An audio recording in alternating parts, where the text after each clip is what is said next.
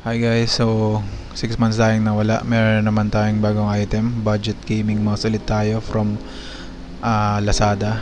So ito, as you can see, this is only 236 pesos. Nakuha natin to nung March 27 since meron sale, and nung binabrowse natin medyo nakita ko mura.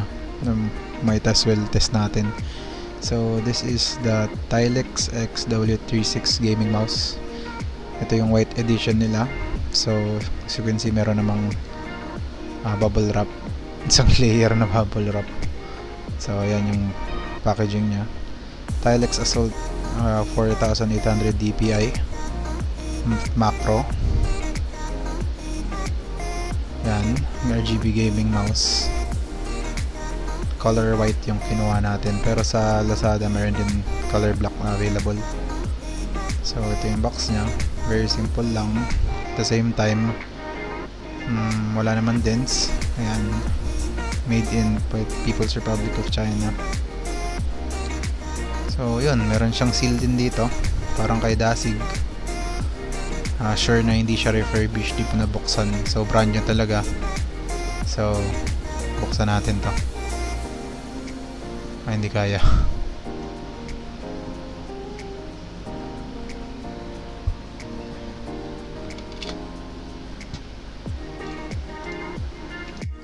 So open natin yung packaging nya.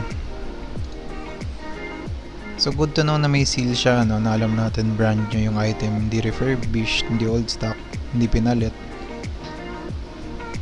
And sa loob is yung bare unit, braided cable, and the manual itself.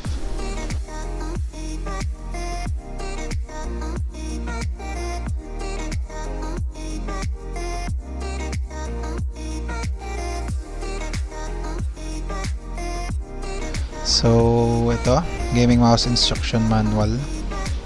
Nandito yung content nya. PC requirements, USB, kahit anong Windows, and for iOS din. Technical specification, nandito rin naman nakalagay. And then ayan, 4800 DPI, backlight, RGB, braided cable, 6 buttons. So yun, installation yan from Lazada.com, TYLEX shop. So plug and play ito, no? Wala namang ganong alipores. So check natin yung unit. Yan, braided cable, so solid din kahit pa paano for its price, diba? Braided cable na. So tingnan natin yung item. Yan, so 6 buttons. So ito yung ilalim nya.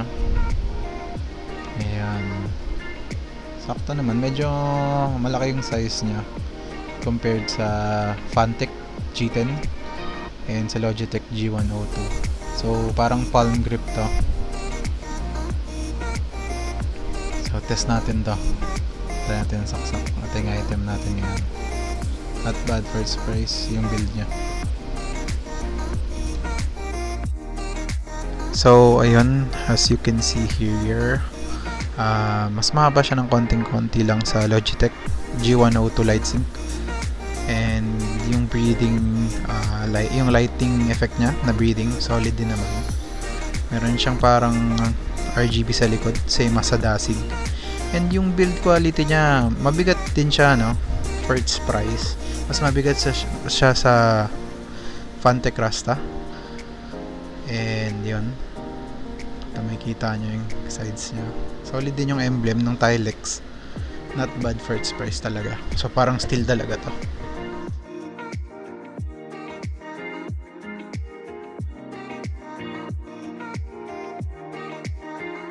Ayan.